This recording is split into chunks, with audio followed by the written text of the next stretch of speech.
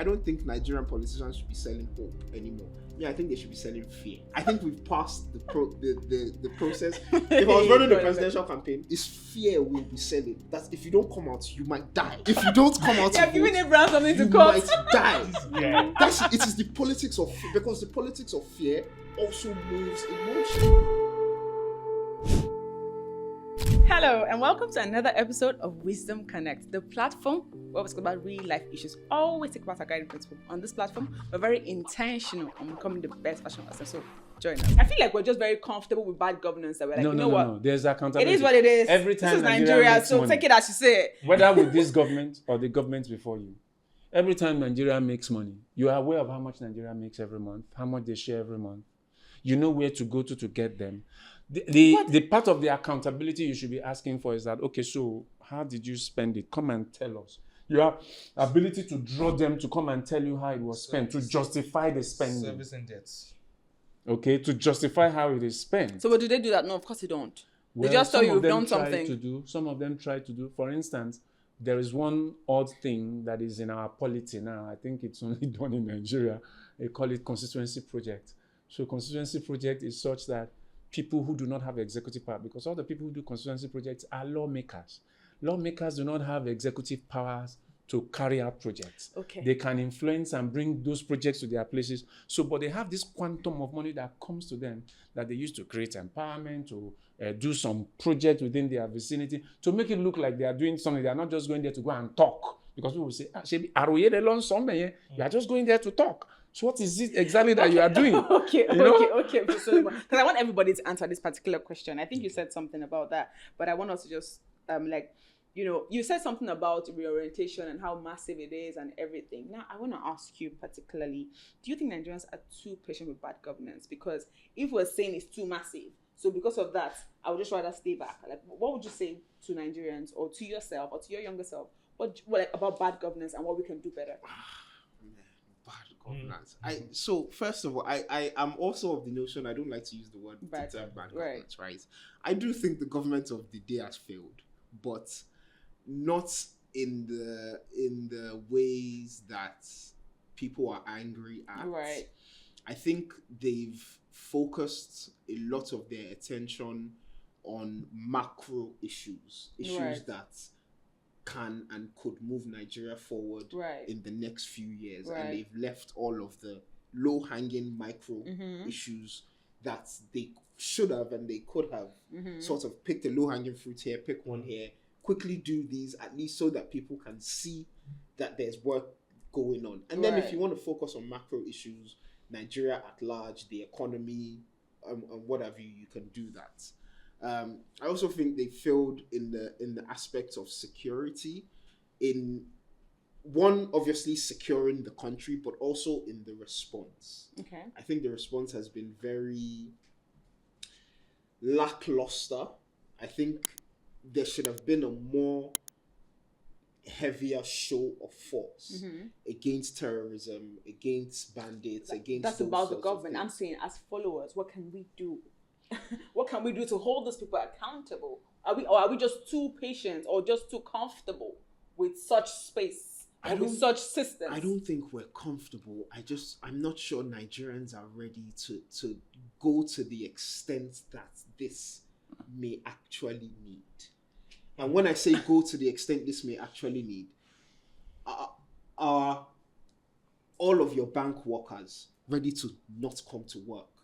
Not because they are calling it, but can everybody come together and say, we are hospital, not even hospital, let's not do hospital because those ones need care. Yeah. Airport, teachers, bankers. Can we shut down these sectors? Mob action. So the problem, that's a mob action. Right. So mob actions are not the things that what is happening in Nigeria has not gotten to the point of a mob action. So what's the way forward? Because people want answers. So we have actually started. Okay. So everything you talked about the internet is some of the things happening on the internet. Right. Some of them might be misinformation. Some of them are true. And some of them, many of them are some of the things young people are also using to challenge the system. Young people are actually using technology. Right. the smartphone to challenge the system, to call out people, to call out things that are wrong. And they are doing that effectively, even though people on the other side too are still using it for the other purposes. So we are starting that, and we are beginning to make some things begin to work. But some of those things are also legal things that have to be done. For instance, Nigeria has 3 levels of governance. What's happening at the lowest 3rd level? It seems nothing is happening there. How can we legally make that work? Because that's the first place. Now, can I point out, can I shock you? Tell me. We have a situation in Oyo State, for instance, where 2 years ago, precisely 2 years ago, the Supreme Court of Nigeria gave a ruling about the physical and probably administrative autonomy of the local governments to take charge of their areas and to do their own things. One of the most vocal resistance against that Supreme Court judgment that grants autonomy to the local governments, where they would probably have been able to deal with this problem, came from that same state, by the same governor. Oh, wow. Oh, wow. You understand? Yeah. And then 2 years ago, 2022, 4 years ago, a member representing that constituency had noticed some strange things and had called on the governor. Ordinarily, it probably wouldn't have been the governor he would call on to correct when he saw the strange movements in the area. Probably would have reached out to the local governments in that area, because it would have been their issue to go into the forest and to deal with the issues, because these are the grassroots level where people are governed.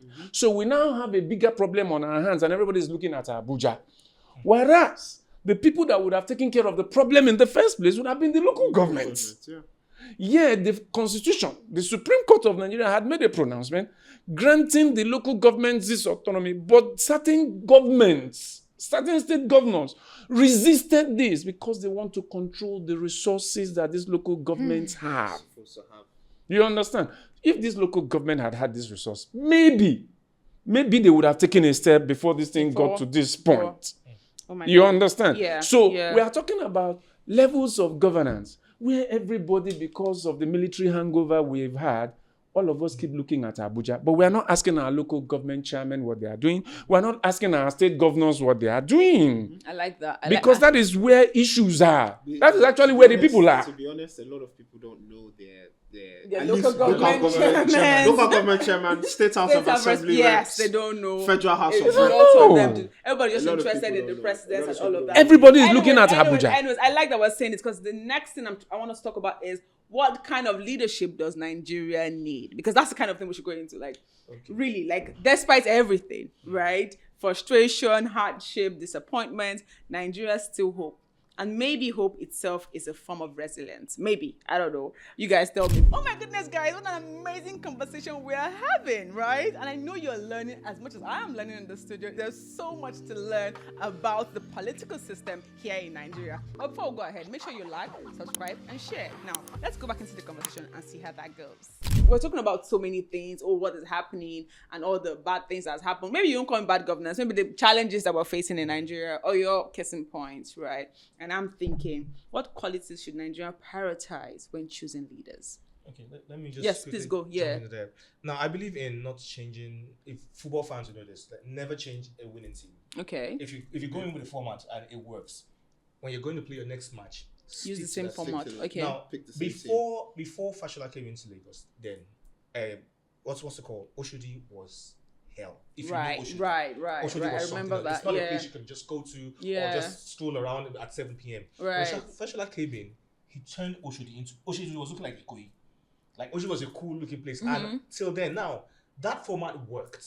If the whole place changed, when you are handing over to the next government, this is the template I used, why don't we just continue there and make it better? But instead, this person's like, you know what? I'm about to move. Yeah, that happens a lot in Nigeria. My own people. I'm just saying, I want to bring in my own people. I want to do it this way. Why don't we just go with what that person did that worked? Just to quickly use your analogy. Just to quickly use your football analogy. Right. How many managers come into a team and keep everything the same it is? New managers come in, some do. They keep very few. And just add one or two spices here. And even then, even if they keep it for one season, the following season they're going to rip it Okay, up. so the team that suffered that the most recently is Liverpool. Liverpool, he kept the team. He kept the team, kept Jurgen the Klopp, and he won And the then he league. ripped it up. No, and then he won the league. And then ripped it up. Then suddenly, the following season, he now brought in one wonder boy from Germany, and the imbalance in the team was so evident. Of course, he's been sacked, but So are we saying that system doesn't work? Where something is working great, and then you want to just keep that system back? Those of us in social sciences, we're dealing with human behavior. Human beings, yeah. Right. And so because you are dealing with human behavior can be erratic. A system can work over a period of time, Right. and human behavior changes. Right. In fact, the system you create can temper with the human behavior that was prevalent, Right. and then it changes. When it changes, your system has to change to meet Right, it, I or agree. else it will look like the system has failed at some point. It worked at some point, then it will fail So because I'm going to take that from what you're saying, because I'm thinking, what kind of habits do we think that, what kind of political habits do you think we need to unlearn as a country? So there's a problem at the moment. I think we haven't been able to produce what we call philosopher leaders. Okay. Ideological politics. Yes, we haven't been able. We had them. And that's the... Sorry, finish. Okay, we had them. In the past? We had them in the past. Okay. So we had an Awolowo who was a socialist. Yeah. And so because that socialism may not really work in Nigeria because of the way we are as a federation, so he created what we call social welfare ideology. Right, right. Then you had a Zik who was a libertarian. Unfortunately, I think that Zik missed his way because after learning libertarianism in the United States, he came to Ghana where the system there was unitarism. And I guess he was lost about which one to play, but he was essentially a libertarian. Right. And then you had the conservative of the North with the Islamic influence and the centralized power of an emir or a sultanate. Right. So where you had the Sardauna and his people and all of that. So, but these people were philosopher leaders who understood statecraft. Right, right. Nigeria hasn't been able. Maybe this fellow who is president is a bit near that. Okay. He's a capitalist. But that is an ideology. Yeah. And he understands that. So Nigeria has never truly operated a single brand. Okay? Of either the market system. But the people understood. For instance, in the Southwest, you had an Awolowo that operated the social welfare system, which was more socialist. Right. You had Zik who had libertarian ideas. Right. You had the people in the North who had their own way. And in Nigeria, at the federal level, we experiment with different types of it, where we allow free market. There's free market here. There is where we have control system here. So what we have in Nigeria is we need people, philosopher leaders who understand statecraft. Okay. A lot of people do not understand statecraft. Statecraft is the world deep, view. is very, very deep. So I'll go to the man you love to hate again, Donald Trump, and the United States system. Right. So Donald Trump is probably, maybe not probably, is the richest man to be the president of the United States. Right. The money he earns as a president of the United States does not match what he earns as a private person. And then he does not even collect the salary, for instance. Oh, he doesn't? He doesn't even collect the salary. So you are talking about a man who won on the basis that there is an understanding of statecrafts. Right. That we have lost something, we must return to that thing we lost. And that is why the vast majority of Americans said we need to go back to what we've lost. We need to make So, America great. You understand? We have to 'Cause they're focus losing it, on that's the truth. ourselves. We need to focus on ourselves. And that is where the conservative values of America, which is the foundation of the United States of America, came into play. So there is something about Nigeria. First, understand that independent Nigeria was negotiated into existence. So Nigeria is a product of negotiate consensus. Everything that happens in Nigeria has to be discussed with all the sectors of the country in such a way Right. that will be agreeable. All the noise we are making is the noise. But we must understand the history of the country at the point at which that negotiated existence was disrupted. And now that we have decided to pick it back up together, we must go back to the negotiated processes that we have. And it is when we have the negotiated processes, and one man is doing that very well. That's why he's getting away with a lot of things. The current president is doing that very well. So he understands that politics is about alignment. Right. And politics is about literally, alignment and what's the word I'm looking for? You have to give me, I have to give you. Exactly. Zeke It's give or said, take, like we are it's at two give or extremes, take. right? Yeah, We are at two extremes. Interesting. So you're on the right, I'm on the left. Yes. And then we have are to disagreeing on meet. a lot Yes, of the things. So you have to shift ground a little. I have to shift We ground both a have to little. compromise. So I I feel cannot you. have I feel all you. of the It's things that I compromise. want. Compromise, And yeah. that's We have what to get he to that understands point. so well. So we have to concede some things. And this is the process. It's slow. So what you want 100%, you won't get it, because by the time you start negotiating with the man on the other side, you have to shift ground a little. So Yes. you lose some of the things. He too has to lose some of the things. So we It's have to like- meet at the center somewhere. The process can be It's slow. like it's But every people need to understand that. Amazing. You guys, I love this conversation. It doesn't want to end, but we have to end. So one question that goes round to everybody, my last question. What gives you hope about Nigeria's future leadership? I'm starting with you, Miles. Ooh. What gives me hope? First, let me start with the resilience of Nigerians. Right. We have that never die spirit. We have that spirit of we are going to get them. Right. Regardless of what's going to happen. Yeah. So, and with all the new policies and all the new campaigns that we're seeing and what people, I just have hope that something. Do you actually have hope? I do. Honest fact. Actually, funny enough, all my family, I'm the only person in Nigeria. Everyone's out of the country. Everyone left. My brother keeps asking me, like, what are you doing there? Come on, like, but I can't go to another man's land and just start all over. But I've built something for myself here. Right. Yeah, it might not be the rosiest thing happening to us, but I have hope, and I do believe Nigeria will be great. Right. Thank you. It might not be now. Thank you. It will be. You know, as you were saying, oh, my whole family is out. I'm the only one here. This man, on the other hand, came all the way. He was all in the UK, and then came back to Nigeria and said, "I want to be here." Like, I so absolutely obviously you have my hope about country. Nigeria and the leadership. So I'm thinking, like I'm a patriot too. I absolutely love my country. You cannot talk bad about Nigeria outside, and I'm there. Right. Never, especially if you're not Same. Nigerian. Same. But never. right. I will never join you to agree. And I think that it's I understand the skepticism. I understand the just lack of anybody's sort of ambition to want to see hope. I don't think Nigerian politicians should be selling hope anymore. Yeah, I think they should be selling fear. Personally, I think we've passed the process. If I was running the presidential campaign, it's fear we'll be selling. That if you don't come out, you might die. If you don't come out, You're giving Abraham something to you cut. might die. Yeah. It is the politics of fear, because the politics of fear also moves emotion. Right. And when you think, and when there is a fearful mindset behind it, you will see that voter turnout. This politics of fear that will be selling. Vote or die. Now or never. If you don't do it now, God, we are dead. Those are the sorts of. It's the politics of fear that I think that Nigerians should be selling now. right But me, now. I have hope. I have huge hopes. Amazing, in Nigeria. amazing, And I know that will be. There are good people here. Now. Right. 100%. So, Mr. Solomon, tell me your last thoughts. What gives you hope about Nigerian future leadership? Hopelessness is a sin.